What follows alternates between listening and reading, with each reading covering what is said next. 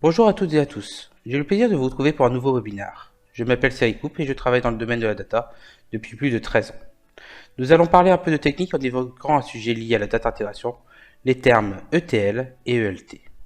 Découvrons ensemble ce qu'il se cache derrière ces acronymes. Avant tout, rappelons rapidement à quoi correspondent les traitements de data intégration.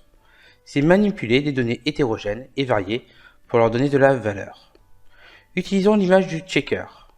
En utilisant des saveurs alimentaires unitaires, il est possible de les mélanger pour sublimer le goût dans un cocktail ou dans une boisson. Personnellement, j'apprécie les smoothies fraises-bananes. Les étapes sont simples, acheter les bananes et les fraises, et prendre de l'eau et du sucre. Éplucher et couper les bananes. Nettoyer les fraises. Tout passer au blender en mixant et répartir dans les verres. Déguster. Nous pouvons constater que nous avons utilisé des ingrédients hétérogènes, parfois liquides, solides ou en poudre. Nous les avons transformés en les nettoyant, coupant et mixant. Nous les avons mis à disposition. La première étape est l'extraction, extract. La deuxième étape est la transformation, transform. La dernière étape est le chargement, load. Vous l'avez compris, nous retrouvons les lettres de l'acronyme ETL, indissociable du traitement de data intégration. Mais pourquoi retrouvons-nous parfois le terme ETL et parfois ELT? Est-ce une étourderie d'écriture? Bien sûr que non, la différence est simple tout en étant primordiale. La différence factuelle entre ETL et ELT est la place de la transformation, soit avant, soit après le chargement. Mais le terme ELT est en fait un abus. Il devrait plutôt être ELTL. Et on constate que la différence vient alors qu'une étape intermédiaire s'est glissée en amont de la transformation. Reprenons notre smoothie. En mode ETL, je suis le barman et je prends mes ingrédients. Je les nettoie, coupe et mixe dans mon blender. Une fois fini, je les répartis dans les verres. En mode ELT, je vais agir différemment. Je prends mes ingrédients, je les répartis pour chacun de mes collègues, chaque barman les nettoie, coupe et mixe dans leur blender. Une fois fini, chaque barman les transverse dans un verre ou donne directement au checker. Le point de départ et la finalité sont les mêmes, tout le monde profite de sa boisson. La différence porte sur comment cela a été fait. Imaginons à présent quand choisir un mode plutôt que l'autre. Tout d'abord, s'il y a un ingrédient secret, que moi seul connais, le mode ETL est impératif. En effet, la transformation est trop complexe pour la déléguer à d'autres. Ensuite, imaginons que j'ai 10 litres de smoothie à faire. Il est facile d'imaginer que mon blender sera trop petit. Il me sera alors nécessaire de répartir les cocktails dans des sous-ensembles pour arriver à mes fins.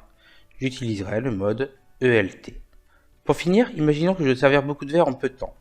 Avoir plusieurs barman me permettrait d'aller plus vite que faire tout seul. J'utiliserai alors le mode ELT. Pour synthétiser, le mode ETL permettra de faire des transformations complexes, le mode ELT permettra de transformer une forte volumétrie avec de bonnes performances. Mais que faire si je dois faire plein de cocktails dans un court laps de temps et en ajoutant un ingrédient secret que je ne veux pas dévoiler? La solution est de combiner le mode ELT et le mode ETL. Chacun va préparer les ingrédients de son cocktail. La phase d'extraction commune aux deux modes. Je vais passer à chaque préparation pour y ajouter mon ingrédient secret, le mode ETL car c'est une transformation complexe. Et chacun finira son cocktail pour le servir, le mode ELT car je ne fais pas moi-même la transformation. De nouveau, je retombe sur un traitement de data intégration. Je pars de données hétérogènes et je finis en leur donnant de la valeur. Parlons un peu technique. La data intégration porte sur un domaine autour de la data ainsi qu'à des outils pour ce domaine. ETL et ELT sont des paradigmes de développement, c'est-à-dire des façons de faire. Le paradigme ETL induit que l'outil de data intégration appelle un langage de programmation pour faire les transformations, ce qui lui permet de faire des transformations complexes. Le paradigme ELT induit que l'outil de data intégration délègue les transformations à un tiers, souvent une base de données, mais également un cluster. Les paradigmes ETL et ELT sont complémentaires pour tout traitement de data intégration. Tout outil de data intégration fait de l'ETL et de l'ELT. Le paradigme ETL est optimisé pour des transformations complexes, par exemple des appels à des web services, appliquer des séquences de transformation. Et le paradigme ELT est optimisé pour traiter de la forte volumétrie et ou des traitements performants. Par exemple, il est préférable de filtrer les données au plus tôt et non pas toutes les récupérer pour les traiter partiellement. Vulgarisées comme je l'ai fait, ces notions peuvent sembler peu importantes, pourtant elles sont primordiales. Dans un projet de data intégration, que privilégierez-vous parmi la complexité, la volumétrie et la performance? Pour ma part, ces trois critères ont la même importance. Mes traitements doivent être évolutifs et pouvoir traiter tout type de transformation. Je dois anticiper une forte volumétrie, tout en garantissant les bonnes performances. Les paradigmes ETL et ELT sont donc utilisés de manière complémentaire, je le répète. J'espère que cette vidéo vous aura permis de comprendre l'importance de ces paradigmes de développement que sont l'ETL et l'ELT. Une prochaine vidéo permettra d'illustrer ces paradigmes à travers d'exemples concrets sous Talend avec des études sur la complexité et les performances.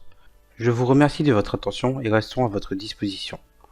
Vous pouvez retrouver nos vidéos et notre actualité sur notre site internet www.adbi.fr ainsi que sur les réseaux sociaux LinkedIn, Twitter, Facebook.